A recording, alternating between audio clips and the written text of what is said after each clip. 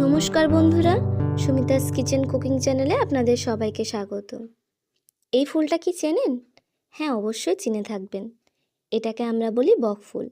শীতকালের শুরুতে বাজারে এই ফুলটা বেশ দেখতে পাওয়া যায়, কিন্তু এই ফুলটা বাজারের নয়, আমাদের গাছের। মাত্র 6 মাস হলো এই গাছটা লাগানো হয়েছে, আর তাতেই প্রায় দোতলা সমান লম্বা হয়ে গেছে। আর এটা এই গাছে ফোটা প্রথম ফুল, তাই ভাবলাম প্রথম ফুল দিয়ে রেসিপিটা আমার ইউটিউব ফ্যামিলির সাথে শেয়ার করি। এইভাবে ফুলগুলোকে প্রথমে বেছে নিতে হবে। এই যে মাঝখানের শিরাটা এইভাবে কেটে দেবেন। এবার ফুলগুলোকে ভালো করে ধুয়ে নিলাম। আজকে আমি এটার বড়া বানাবো, যেরকম বেগুনি হয় ঠিক সেই রকম, কিন্তু একটু আলাদা। বক ফুলের অনেক রকম রেসিপি হয়, আমি আজকে এই বড়াটাই আপনাদের সাথে শেয়ার করছি।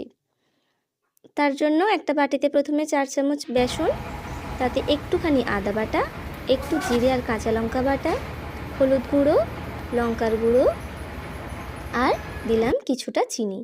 চিনিটা এখানে একটু পরিমাণ ব্যবহার করবেন, এই ফুলটা একটু তিতকুটে হয়। চিনিটা দিলে খেতে খুব ভালো লাগবে। আর দিলাম স্বাদ মতন নুন। এবার অল্প অল্প করে জল দিয়ে একটা থিক ব্যাটার তৈরি করে নিতে হবে, ঠিক এই রকম। এবার একটা কড়াই বসিয়ে তাতে দিলাম বেশ কিছুটা সাদা তেল। এবার ফুলগুলোকে বেসনে ডিপ করে গরম তেলে এইভাবে ছেড়ে দিন। উল্টে পাল্টে লাল লাল করে ভেজে নিলেই রেডি বক ফুলের বড়া। খুব সহজ আর খুব টেস্টি। আমরা নর্মালি যখন বেগুনি করি তাতে আদা জিরে বাটা দিই না, কিন্তু এই রেসিপিটাতে একটু আদা জিরে বাটা দেবেন, তাতে খেতে খুব সুন্দর লাগবে। আপনাদের কার কার এই বক ফুল খেতে ভালো লাগে আমাকে কমেন্ট করে জানাবেন।